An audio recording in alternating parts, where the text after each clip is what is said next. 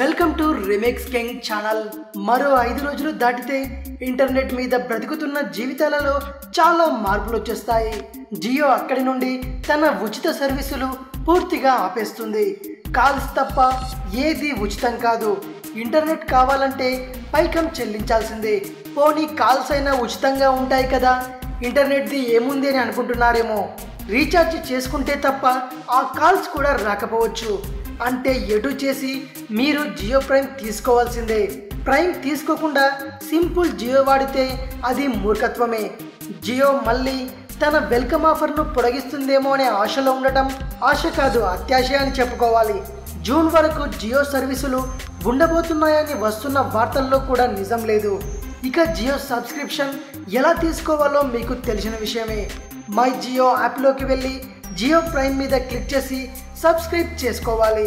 ఇదే కనెక్షన్ మీ debit credit కార్డ్తో కాకుండా Jio money యాప్తో చేసుకుంటే ప్రతి రీఛార్జ్ మీద 50 రూపాయల వరకు డిస్కౌంట్ వస్తుంది. ఇదే మొబైల్ క్లిక్తో చేస్తే 20% డిస్కౌంట్ ఉంటుంది. ఇవన్నీ ఇలా ఉంటే జియో నుంచి మరో తీపి కబురు రాబోతుంది. ప్రస్తుతానికైతే జియో ప్రైమ్ సబ్స్క్రిప్షన్ తీసుకోవాల్సిన చివరి తేదీ మార్చి 31. అక్కడి నుంచి జియో ప్రైమ్, జియో 2 విభాగాలు. కానీ సమయం దగ్గర పడింది కదా అని కంగారు పడొద్దు. జియో ప్రైమ్ సబ్స్క్రిప్షన్ గడువు పెరగనుందని సమాచారం.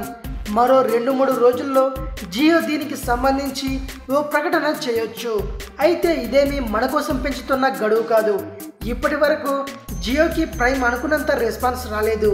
కేవలం 30 మిలియన్ల మంది మాత్రమే ఇప్పటి వరకు జియో ప్రైమ్ను తీసుకున్నారట. అందుకే గడువు పెంచితే మిగతా 70 మిలియన్ల జియో వినియోగదారులను కూడా ప్రైమ్ వైపు మళ్లించవచ్చని జియో ప్లాన్. ఇదో గుడ్ న్యూస్. మరో గుడ్ న్యూస్ ఏంటంటే జియో తన రీఛార్జ్ల మీద మరిన్ని డిస్కౌంట్ ఆఫర్లు ప్రకటించే అవకాశాలున్నాయట. ప్లాన్స్లో పెద్దగా మార్పులు చేయకపోవచ్చు, కానీ అదనపు డేటా రేటుపై డిస్కౌంట్ అందించవచ్చని సమాచారం. కాబట్టి మార్చి 31 దాటగానే జియో సిమ్ని పారేయకండి. ఇది విషయం. మరిన్ని లేటెస్ట్ న్యూస్ అండ్ అప్డేట్స్ కోసం రీమిక్స్ కింగ్ ఛానల్ని సబ్స్క్రైబ్ చేయండి. మరో వీడియోతో మీ ముందుకు వస్తాను. అంతవరకు సెలవు.